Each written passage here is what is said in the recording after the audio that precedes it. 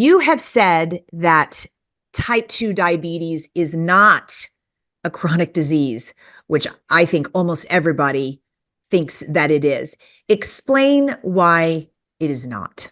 So type 2 diabetes is not a chronic disease. It's a normal physiologic response to an abnormal behavior, right?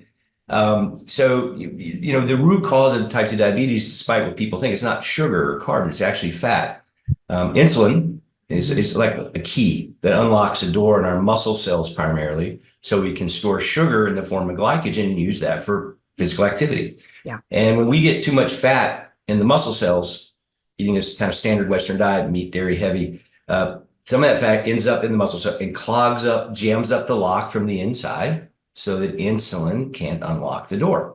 And so your sugar levels start to go up. And over time, that puts more and more strain on our pancreas, which is the organ that makes insulin. Yeah. So we start out with this insulin resistant state, prediabetes, metabolic syndrome, and then that progresses over time through to type 2 diabetes. But again, the thing is, if you think about your car, an easy way to conceptualize this, you don't park your car in the garage for a year and not drive it, but still put gas in it 5 times a day, right?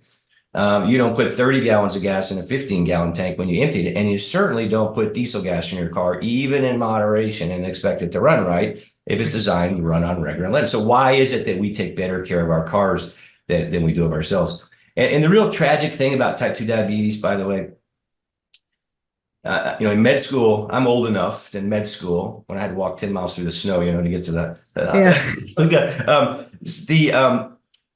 I didn't learn about type 2 diabetes and type 1 diabetes. I learned about juvenile onset diabetes and adult onset diabetes. Juvenile onset diabetes is what we now call type 1, and it's an autoimmune disease. Typically occurs in childhood, and you develop antibodies against the cells that make the insulin.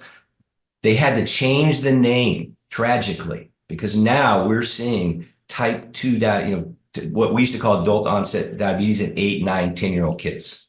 It's horrific. And do any adults get type 1 as adults, or have they always had it, but they just didn't know? Like if somebody realizes that, recognizes that they have type 1 at, 19 or something. Yeah, type 1 comes on almost overnight because you completely lose the ability to make insulin. Yeah. Right? So now there is another kind of insulin of diabetes, actually, and it's called there's a couple of names, type 1.5, some people call it, yes, or LATA, which stands for latent autoimmune diabetes of the adult.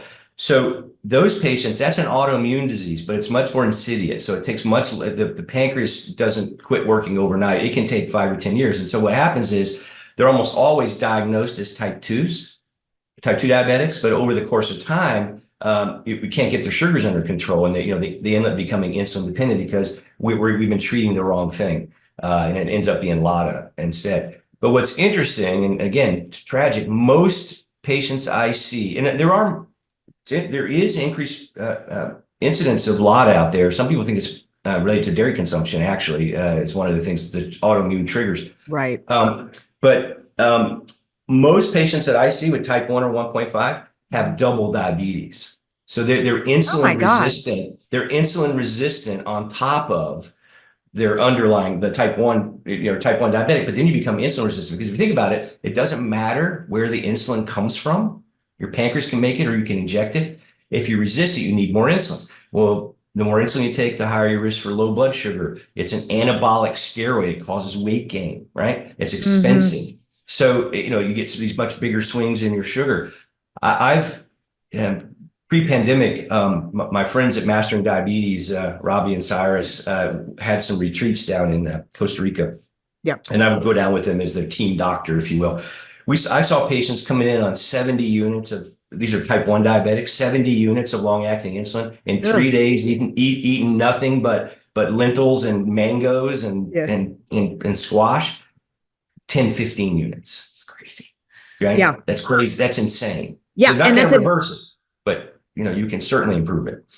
Improve it greatly. And that's there is the question of sugar, because mangoes filled with it, and they went down from 70 to 15 units. Right. So let's talk a bit about the culprit, which doesn't sound to me like it's sugar. And when I go on the American Diabetes Association website, there's a lot about sugar, and I had to dig down the rabbit hole for them to talk about fat. They didn't used to, which, as you know, right. But fat's the culprit. That's right. That's right.